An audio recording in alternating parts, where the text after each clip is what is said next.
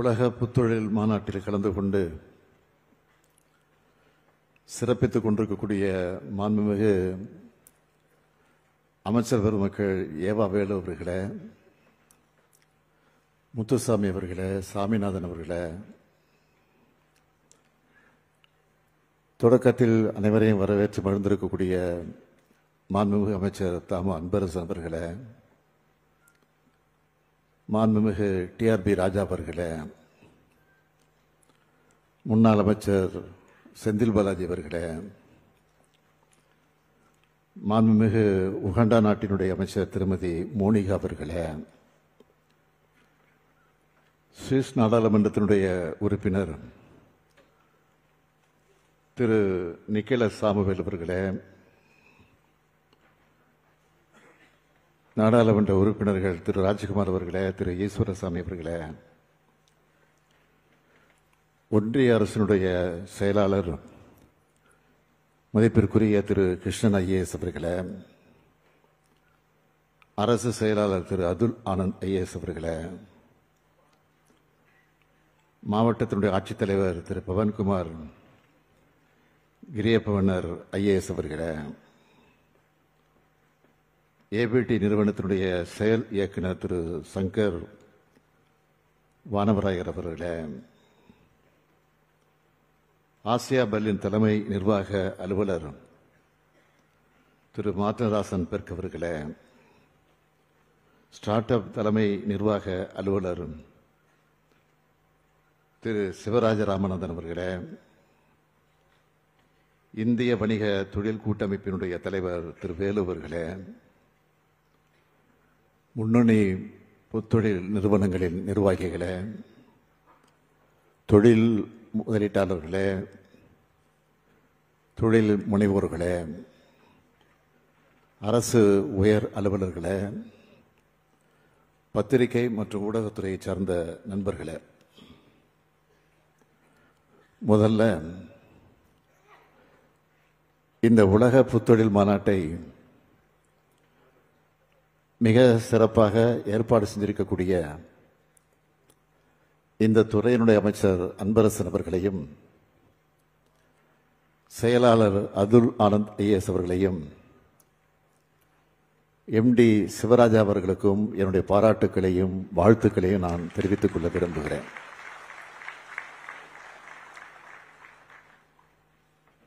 அமைச்சர் அன்பரசு அவர்கள் நம்ம அரசுக்கு சிறு குறு தொழிலுக்கு சிறந்த அரசு என பெயர் வாங்கி கொடுத்துள்ளார். இங்கு பேசிய சங்கர் வானவராயர் சொன்னது போல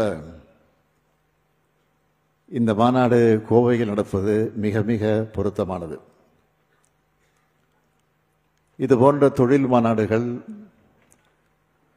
தமிழ்நாட்டின் தொழில்துறை வளர்ச்சியை மட்டுமில்லாமல் மாநிலத்துடைய ஒட்டுமொத்த வளர்ச்சிக்கும் சான்றாக அமைஞ்சிருக்கு. தொழில் வளருதுன்னா அந்த நிறுவனம் மூலமா மாநிலம் வளருது,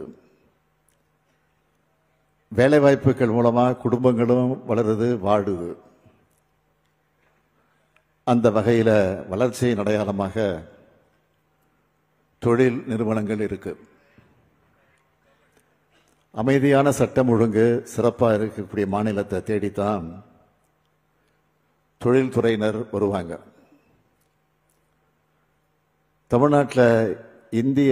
தமிழ்நாட்டில் நிம்மதியா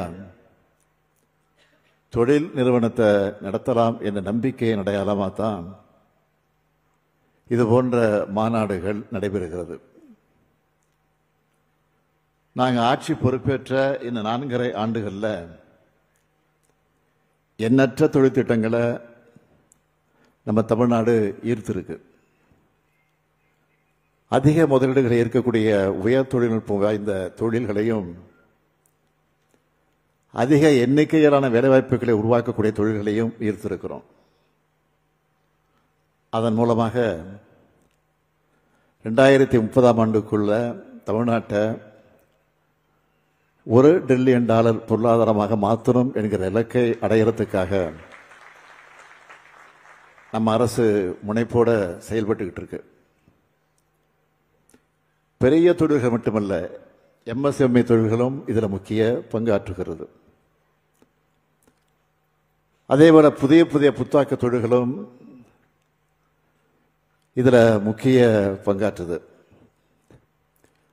புதிய சிந்தனைகள், புதிய முயற்சிகள் தொழில்துறைக்குள்ள வரணும். அதுக்கான முயற்சிகளையும் ஊக்குவிப்பே நம்ம அரசு தொடர்ந்து செஞ்சுக்கிட்டு இருக்கு. தொழில்துறையை பொறுத்த வரைக்கும் நம்ம திராவிட மாடல் அரசோட இலக்கு என்னன்னா, தமிழ்நாட்டின் அனைத்து பகுதிகளிலும் புத்தொழில் சார்ந்த விழிப்புணர்வு பரவணும். பெண்கள், இளைஞர்கள், விளிம்பு நிலை மக்கள்கள், மாற்றுத்திறனாளிகள், திருநங்கையர்னு எல்லா தரப்பு மக்களுக்கும் அரசோட புதுயுக தொழில் முனைவு சார்ந்த திட்டங்கள் சென்றடையணும். அதுக்காக பல முற்போக்கு திட்டங்களை தொடர்ந்து செயல்படுத்திக்கிட்டு இருக்கிறோம்.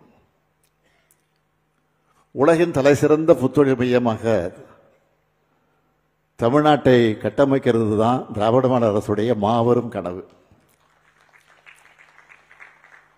அந்த பயணத்தில் ஒரு முக்கிய மைல்கல்லா இந்த புத்தொழில், இந்த உலக புத்தொழில் மாநாடு ஒருங்கிணைக்கப்பட்டிருக்கு. ஸ்டார்ட் அப் வளர்ச்சி குறித்த விவாதங்கள் பெரும்பாலும் $1 பில்லியன் மதிப்பீடுகள், பெரிய அளவிலான முதலீடுகள் என்பதை மையமாக கொண்டுதான் இருக்கு. ஆனால் தமிழ்நாட்டை பொறுத்த வரைக்கும் புத்தாக்கம் மற்றும் புத்தொழில் சார்ந்த வாய்ப்புகள் எல்லாருக்கும் சென்றடையணும்னு திட்டமிடுகிறோம்.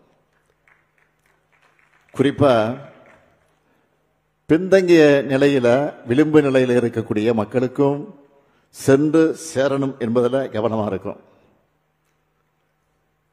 புத்தொழில் கொள்கையிலும் சமூக நீதி, அதுதான் திராவிட மாடல் பாலிசி. இப்படி நாம் எடுத்துட்டு வர தொடர் முயற்சிகளால தமிழ்நாட்டினுடைய புத்தொழில் சூழல்ல குறிப்பிடத்தகுந்த மாற்றங்களை நிகழ்த்தி காட்டியிருக்கிறோம். கடந்த 4 ஆண்டுகள்ல அதுக்கு முன்னாடி இருந்ததை விட 6 மடங்கு புத்தொழில் நிறுவனங்கள் ஒன்றிய அரசின் தளத்தில் புதிதாக பதிவு செய்யப்பட்டிருக்கு. நம்பர்ல சொல்லணும்னா 2032 இருந்த எண்ணிக்கை இப்போ 12,000 தாண்டி உயர்ந்திருக்கு. இதுல எனக்கு பர்சனலா மகிழ்ச்சியான செய்தி என்ன தெரியுமா? இந்த 12,000 சரிபாதி நிறுவனங்கள் பெண்கள் தலைமையேற்று நடத்துகிற நிறுவனங்கள் என்பதுதான். சிறந்த புத்தொழில் கட்டமைப்பு கொண்ட மாநிலங்களின் தரவரிசை பட்டியல்ல 2018 ஆண்டு கடைசி நிலையில் இருந்த தமிழ்நாடு 4 ஆண்டுகள்ல 2022 ஆண்டு முதல் இடத்துக்கு உயர்ந்திருக்கு. ஸ்டார்ட் அப் ஜீனோம் அமைப்பு வெளியிட்ட உலகளாவிய புத்தொழில் குழமைவு அறிக்கை 2024 படி ஆசிய அளவிலேயே 18வது இடத்துல சென்னை இருக்கு. நிதி ஆயோக்கின் கீழ் செயல்படும் அட்டல் இன்னோவேஷன் மிஷன் அமைப்பானது புத்தாக்க குழமைவு சிறப்பாக இருக்க மாநிலங்கள்ல முன்மாதிரி மாநிலமாக தமிழ்நாட்டை அங்கீகரிச்சிருக்கு. அவுட்லுக் பிசினஸ் இதழ் வெளியிட்ட 2024 ஆண்டுக்கான புத்தொழில் குழமைவுல சிறப்பாக செயல்படுற மாநிலங்கள் வரிசையில் நாட்டிலேயே முதல் 3 மாநிலங்கள்ல தமிழ்நாடு இடம் பிடிச்சிருக்கு. சமீப காலமா தமிழ்நாட்டில் உள்ள புத்தொழில் நிறுவனங்களோட முதலீடு திரட்டும் திறனும் உயர்ந்து வருது. 2016 ஆண்டு $1 மில்லியன் இருந்துச்சு. 2024 ஆண்டு $6 மில்லியன் அது உயர்ந்து இருக்குதுன்னு இங்க் 42 அறிக்கை தெரிவிக்குது. இது தமிழ்நாட்டில் உள்ள புத்தொழில் நிறுவனங்கள் மேல முதலீட்டாளர் வச்சிருக்கக்கூடிய நம்பிக்கையை வெளிப்படுத்துது. 2020 ஆண்டு 2024 ஆண்டு நிதியாண்டில் தமிழ்நாட்டில் இருந்து DPIIT தளத்தில் அங்கீகரிக்கப்பட்ட ஸ்டார்ட் அப் நிறுவனங்களோட எண்ணிக்கை ஆண்டுக்கு 36 விழுக்காடு கூட்டு வளர்ச்சியை பதிவு செஞ்சிருக்கு. இது தேசிய சராசரியான 11 விழுக்காட்டை விட 3 மடங்கு அதிகம். உயர் தொழில்நுட்பத்துறையின் பவர் ஹவுஸாக சென்னை வளர்ந்து வருது. 2021-24 ஆண்டு காலத்தில் சென்னையை மையமாக கொண்ட உயர் தொழில்நுட்ப ஸ்டார்ட் அப் நிறுவனங்களில் செய்யப்பட்ட முதலீடு மதிப்பு 66 விழுக்காடு ஆண்டு கூட்டு வளர்ச்சி அடைஞ்சிருக்கு. தேசிய அளவில் இது 2வது இடம். இந்த சாதனை பட்டியலின் பின்னணியில் நாம் வடிவமைச்சு செயல்படுத்தி வரக்கூடிய பல திட்டங்கள் இருக்கு. புத்தொழில் நிறுவனங்களின் வளர்ச்சியை மெட்ரோ சிட்டியை தாண்டி மாநிலத்தின் அனைத்து பகுதிகளையும் சென்றடையணும்னு கோல் செட் பண்ணி நாம் செயல்பட்டு இருக்கோம். அதன்படி 11 வட்டார மையங்கள் அமைச்சிருக்கிறோம். தமிழ்நாட்டோட எல்லா மாவட்டங்களிலும் இருக்கக்கூடிய இளைஞர்களுக்கு புதுயுக தொழில் முனைவு வளர்ச்சியில் பங்கெடுக்கவும், அதன் மூலம் மாநிலத்தின் பொருளாதார வளர்ச்சியில் அவங்களோட பங்களிப்பை வழங்கவும் தேவையான ஏற்பாடுகள் செய்யப்படுவது. தொடக்க நிலையில் உள்ள ஸ்டார்ட் அப் நிறுவனங்கள் நிதி உதவி கிடைக்காம தங்களுடைய முயற்சியை கைவிடக்கூடாது என்பதற்காக டான் சீட் என்ற ஆதார நிதி வழங்கக்கூடிய திட்டத்தை தொடர்ந்து செயல்படுத்திக்கிட்டு இருக்கிறோம். இதுலேயும் பெண் தொழில் முனைவோர்களுக்கு 50 விழுக்காடு கூடுதல் நிதி வழங்குகிறோம். தமிழ்நாட்டில் அதிகரித்து வரக்கூடிய ஸ்டார்ட் அப் நிறுவனங்களோட எண்ணிக்கையை கருத்திலே கொண்டு இந்த நிதியாண்டில் இந்த திட்டத்திற்கு மட்டுமே 20 கோடி ரூபாய் நிதி ஒதுக்கீடு செய்யப்பட்டிருக்கு. எந்த துறையாக இருந்தாலும் எங்களுக்கு சமூக நிதி முக்கியம்னு ஏற்கனவே சொல்லியிருந்தேன். அப்படித்தான் பட்டியலினத்தவர் மற்றும் பழங்குடியினர் தொழில் முனைவர்களால் நிர்வகிக்கப்படும் ஸ்டார்ட் அப் நிறுவனங்களுக்கு பங்கு முதலீடு வழங்கப்பட்டு வருது. முதலீடு வழங்குறதோட அந்த நிறுவனங்களுக்கு தேவையான தொழில் பயிற்சிகளும் துறை வல்லுநர்களால் தொடர்ந்து வழங்கப்படுது. இதுக்காக 2022-23 ஆண்டில் 30 கோடி ரூபாய் ஒதுக்கீடு என்பதை 2023-24 ஆண்டு 50 கோடி ரூபாயாக உயர்த்தியிருக்கிறோம். முதலீடுகள் தேவைப்படும் புத்தொழில் நிறுவனங்களையும் முதலீட்டாளர்களையும் இணைக்கக்கூடிய நோக்கத்தில் டான் ஃபண்ட் என்ற முதலீட்டாளர் இணைப்பு தளத்தை சென்ற ஆண்டு தொடங்கி வச்சேன். இதன் வழியா புத்தொழில் நிறுவனங்கள் 129 கோடியே 24 லட்சம் ரூபாய் நிதி திரட்டி இருக்கு.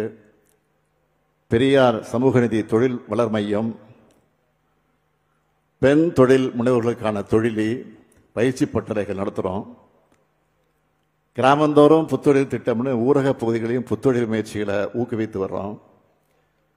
அதே நேரத்தில் உலகளாவிய தொடர்புகளையும் தமிழ்நாட்டு நிறுவனங்களுக்கு ஏற்படுத்தி தந்து வருகிறோம். துபாய், அமெரிக்கா, சிங்கப்பூர் உள்ளிட்ட பல்வேறு உலக நாடுகளில் தமிழ்நாட்டு நிறுவனங்களுக்கு இணைப்புகளை ஏற்படுத்தி தரும் வகையில் பல்வேறு முன்னெடுப்புகளை செயல்படுத்திக்கிட்டு வருது. பன்னாட்டு புத்தாக்க நிகழ்வுகளில் தமிழ்நாட்டு நிறுவனங்கள் பங்கேற்க உதவிகள் வழங்கப்பட்டு வருது.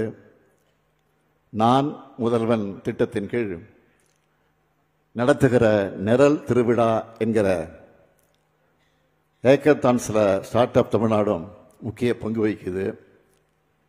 நில் பிராண்ட் செல் என்ற பேரில் 250 நிமிட வீடியோ படம் மூலமாக பிராண்ட்களை எப்படி உருவாக்குறதுன்னு பயிற்சி அளிக்கப்படுது. இதுக்கெல்லாம் முத்தாய்ப்பாத்தான் உலகளாவிய நாடுகளின் பங்களிப்போட புத்தொழில் நிறுவனங்களுக்குன்னு ஒரு சிறப்பு மாநாட்டை நம்ம மாநிலத்திலே நடத்தணும்னு முடிவு செஞ்சு இந்த மாநாடு ஒருங்கிணைக்கப்பட்டிருக்கு.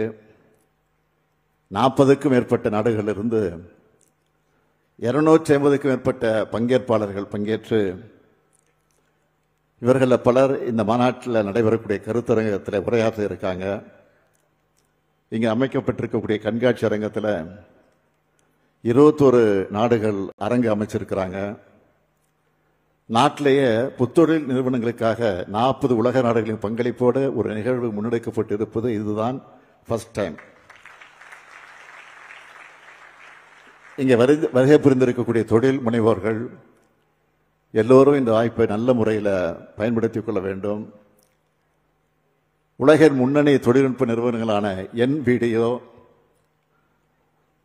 மெட்டா, HCL, டெக்கத்லான் உள்ளிட்ட 15க்கும் மேற்பட்ட கார்ப்பரேட் நிறுவனங்கள் பங்கெடுத்திருக்கிறாங்க. புத்தாக்கம் மற்றும் புத்தொழில் சார்ந்த அரசின் திட்டங்களை செயல்படுத்தும் தமிழ்நாடு அரசு மற்றும் ஒன்றிய அரசின் துறைகள் அனைத்தும் இங்கே இடம்பெற்றிருக்கு. கேரளா, ஒடிசா, மேகாலயா, ஆந்திர பிரதேசம் உள்ளிட்ட 9 மாநில அரசுகளின் புத்தொழில் துறைகளும் பங்கெடுத்திருக்கிறாங்க. முதலீட்டாளர் சந்திப்பு நிகழ்வுகள் கூகுள், போன்பே, மைக்ரோசாப்ட், மெட்டா போன்ற நிறுவனங்களோட தனித்துவமான பயிற்சி வகுப்புகள், மாணவர்களுடைய புத்தாக்க கண்டுபிடிப்புகளை காட்சிப்படுத்தும் அரங்குகள் வடிவமைக்கப்பட்டிருக்கக்கூடிய இந்த மாநாடு எல்லாருக்கும் பயனுள்ளதாக நிச்சயம் அமையும். பன்னாட்டு புத்தொழில் அமைப்புகள், இந்தியாவிலே செயல்படுகிற பெரு நிறுவனங்கள், ஒன்றிய அரசினுடைய புத்தொழில் அமைப்புகளோடு இந்த மாநாட்டில் பல்வேறு புரிந்துணர்வு ஒப்பந்தங்கள் மேற்கொள்ளப்பட இருக்கு. குறிப்பா ஜெர்மனியைச் சார்ந்த ஆசியா பெர்லின் அமைப்பு, அமெரிக்காவின் சாண்டா கிளாரா பல்கலைக்கழகம், பிரான்ஸ் நாட்டைச் சார்ந்த லிங்க் இன்னோவேஷன் அமைப்பு, கனடா, தென்கொரியா, பிலிப்பைன்ஸ் ஆகிய நாடுகளைச் சார்ந்த புத்தொழில் அமைப்புகளுடைய புரிந்துணர்வு ஒப்பந்தம் பரிமாறிக் கொள்ளப்பட்டிருக்கு. இதன் மூலம் தமிழ்நாட்டு நிறுவனங்களுக்கு புதிய சொந்த வாய்ப்புகள் உருவாகும். மேலும் பல திறன் மேம்பாட்டு பயிற்சிகளும் வழங்கப்படும். அடுத்த 10 ஆண்டுகளில் ஸ்டார்ட் அப் நிறுவனங்களுக்கு உகந்த முன்னணி மாநிலமாக தமிழ்நாட்டை கட்டமைக்க என்னென்ன செய்யணும் என்கிற கருத்துக்களை உள்ளடக்கிய விஷன் 2035 தொலைநோக்கு அறிக்கையோட முதல்நிலை செயல்திட்ட வரைவை இன்று வெளியிட்டிருக்கிறேன். புத்தொழில் சார்ந்த தரவுகளை வெளியிடுவதில் புகழ்பெற்ற அமைப்பான ஸ்டார்ட் அப் ஜீவனம் தான் இந்த அறிக்கையை தயாரிச்சிருக்கு. மாநிலத்தின் புத்தொழில் சூழல் மேம்பாட்டுக்கான வழிகாட்டு செயல் திட்டங்கள் உள்ளடங்கிய 2ஆம் தொகுப்பு இன்னும் சில வாரங்களில் வெளியிடப்படும் தெரிவிச்சுக்கிறேன். இன்று தமிழ்நாட்டின் புத்தொழில் சூழல் குறித்த இங்க் 42 நிறுவனத்தின் ஆய்வு அறிக்கையும் வெளியிட்டிருக்கிறேன். இந்த 4 ஆண்டுகளில் தமிழ்நாட்டின் புத்தொழில் மற்றும் புத்தாக்க சூழல் அடைஞ்சிருக்கக்கூடிய வளர்ச்சியை ஆதாரங்களோடு இந்த அறிக்கை தெரிவிக்குது. இந்த மாநாடு தொழில் முனைவு ஆர்வலர்கள், ஸ்டார்ட் அப் நிறுவனங்கள், மாணவ மாணவியர் எல்லாருக்கும் ஆனது. நிறைவா நம்ம மாநிலத்தின் புத்தொழில் சூழலை வலுப்படுத்த அதற்காக ஒரு திட்டத்தை இந்த மாநாட்டில் அறிவிக்க விரும்புகிறேன். 100 கோடி ரூபாய் ஒதுக்கீட்டில் இணை உருவாக்க நிதியம் தொடங்கப்படும். தமிழ்நாட்டு புத்தொழில் நிறுவனங்களில் முதலீடு செய்யக்கூடிய துணிகர முதலீட்டு நிறுவனங்களில் அரசு முதலீடு செய்யும். இந்த நிதியம் தமிழ்நாடு புத்தொழில் மற்றும் புத்தாக்க இயக்கத்தால் நிர்வகிக்கப்படும். இதன் மூலம் தமிழ்நாட்டில் புதிய துணிகர முதலீட்டு நிறுவனங்கள் உருவாகும். மேலும் உலக அளவில் முன்னணியாக இருக்க முதலீட்டு நிறுவனங்களை தமிழ்நாட்டை நோக்கி இருப்பதற்கும் வழிவகுக்கும். இந்த நிகழ்ச்சிக்கு பிறகு கோவை மக்களுடைய நீண்ட நாள் கோரிக்கையான தமிழ்நாட்டிலேயே அதிக நீளமான 10.10 கிலோமீட்டர் நீளமுள்ள அவிநாசி சாலை உயர்மட்ட மேம்பாலத்தை திறந்து வைக்க இருக்கிறேன். அந்த பாலத்துக்கு தந்தை பெரியாருடைய உற்ற கொள்கை தோழர், இந்தியாவின் எடிசன் என அழைக்கப்பட்ட கோவைக்கு பெருமை சேர்த்த திரு ஜிடி நாயுடு பெயரை சூட்டியிருக்கிறேன். அது மட்டுமல்ல, கடந்த ஆண்டு நவம்பர் மாதம் நான் கோவைக்கு வந்தப்போ பல்வேறு தங்க நகை உற்பத்தியாளர் சங்கங்களை சேர்ந்தவங்களை வச்சு ஒரு கோரிக்கையை என்னிடத்தில் எடுத்து சொன்னாங்க. அதை ஏற்று குறிச்சி தொழிற்பேட்டையில் மிகப்பெரிய தங்க நகை பூங்கா கட்டப்படும்னு அறிவித்தேன். அதுக்கான அடிக்கல்லையும் நான் நாட்ட உள்ளேன். அடுத்த மாதம் கோவையில் மிகப்பெரிய பூங்காவாக 175 கோடி ரூபாய் செலவில் செம்மொழி பூங்கா திறக்க இருக்கிறோம். அடுத்து கோவையில் மிகப்பெரிய நூலகமாக பெரியார் உலகம் விரைவில் திறக்க இருக்கிறோம். அதேபோல கோவையில் மிகப்பெரிய கிரிக்கெட் ஸ்டேடியமும் வர இருக்கு.